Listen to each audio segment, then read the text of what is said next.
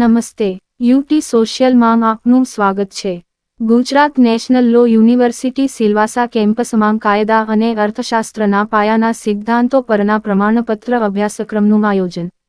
સ્થાનિક વિદ્યાર્થીઓ, પુના અને મુંબઈ યુનિવર્સિટીના વિદ્યાર્થીઓ ભાગ લઈ રહ્યા છે। કેન્દ્રશાસિત પ્રદેશ સિલવાસામાં national law university Silvassa campus ખાતે કાયદા અને અર્થશાસ્ત્રના પાયાના સિદ્ધાંતો પર 5 દિવસીય પ્રમાણપત્ર કોર્સનું આયોજન કરવામાં આવ્યું હતું। કાયદા, વાણિજ્ય, સાહિત્ય, આર્કિટેક્ચર અને ડિઝાઇનના વિદ્યાર્થીઓ અને પ્રોફેસરો સહિત વિવિધ પૃષ્ઠભૂમિકા ધરાવતા સહભાગીઓ આ સર્ટિફિકેટ કોર્સમાં ભાગ લઈ રહ્યા છે। આ વિવિધતા શિક્ષણના અનુભવને સમૃદ્ધ બનાવશે તેમજ કાયદા અને અર્થશાસ્ત્રના આંતરછેદ પર બહુશિસ્ત પરિપ્રેક્ષ્ય પ્રદાન કરશે। કોર્સ કોઓર્ડિનેટર ડોક્ટર ગીતાંજલિ ચૌહાણે જણાવ્યું હતું કે કાયદો અને અર્થશાસ્ત્ર પરસ્પર સંકળાયેલા છે અને એકબીજાને પ્રભાવિત કરે છે। કાયદાના વિદ્યાર્થીઓ માટે અર્થશાસ્ત્રનો અભ્યાસ જરૂરી છે કારણ કે અર્થશાસ્ત્ર કાયદાના ઘણા ક્ષેત્રો જેમ કે કરવેરા, વિદેશી વેપાર, કંપની કાયદો, બેન્કિંગ, વીમો, મજૂર કાયદો અને ફોજદારી કાયદાને પણ પ્રભાવિત કરે છે। અર્થશાસ્ત્રના આર્થિક વિશ્લેષણ સાધનો ટૂલ્સ ઓફ ઇકોનોમિક એનાલિસિસ બજારની કાર્યક્ષમતા, સંસાધન ફાળવણી અને આર્થિક એજન્ટોના વર્તન પરના વિવિધ કાયદાઓની અસરને સમજવામાં મદદ કરે છે। તેણીએ વધુમાં ઉમેર્યું હતું કે 1991 માં રોનાલ્ડ કોઝને અને 1992 માં ગેરી બેકરને એમ સતત 2 વર્ષ અર્થશાસ્ત્રમાં નોબેલ પુરસ્કારો એનાયત કરવામાં આવ્યા। તે સાથે કાયદા પ્રત્યેના આર્થિક અભિગમની માન્યતા તેની પરાકાષ્ઠાએ પહોંચી હતી। આ વિદ્વાનોએ કાયદાના આર્થિક વિશ્લેષણ ઇકોનોમિક એનાલિસિસ ઓફ લોના વિકાસમાં નોંધપાત્ર યોગદાન આપ્યું છે। સેલવાસથી સમીર ગોહિલની रिपोर्ट। नमस्कार, मेरा नाम गीतांजलि चौहान है।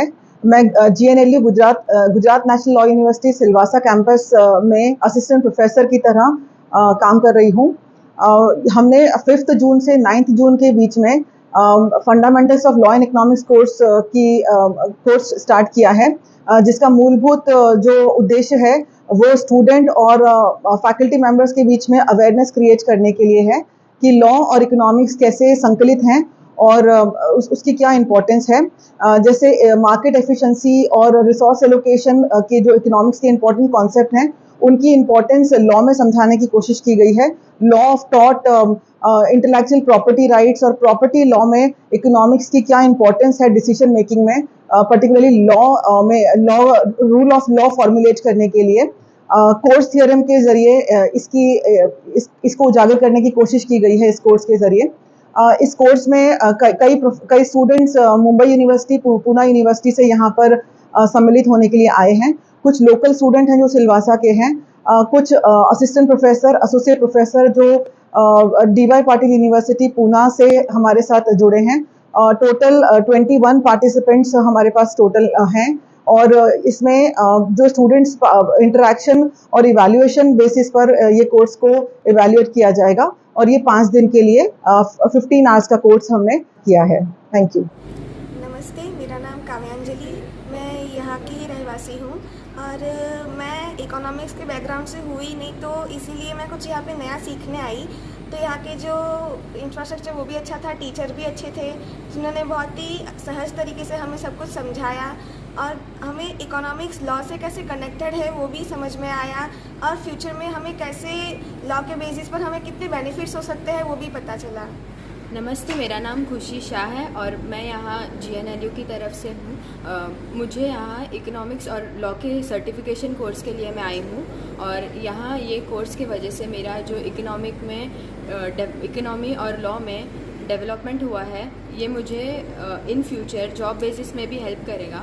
और यहाँ के टीचर्स, फैकल्टी इंफ्रास्ट्रक्चर्स बहुत अच्छे हैं, इन्होंने मुझे बहुत अच्छे से सिखाया है और इन फ्यूचर अगर GNLU कोई भी ये कोर्स या फिर ऑर्गेनाइज़ करेगा तो फिर मैं यहाँ आना ज़रूर चाहूँगी। मैंने कोर्स इसलिए ज्वाइन किया था ताकि मेरा सेल्फ डेवलपमेंट हो सके। इस कोर्स को ज्वाइन करने के बाद मेरे को लॉ और इसके अंदर इकोनॉमिक्स के बारे में भी सीखने को मिला। फिर बाद में यहाँ का इंफ्रास्ट्रक्चर भी बहुत अच्छा था, टीचर का टीचिंग का तरीका भी बहुत बढ़िया था। यहाँ ज्वाइन करने के बाद लॉ और इकोनॉमिक का रिलेशन के बारे में मालूम पड़ा, क्या लॉज होते हैं वो भी मालूम पड़े।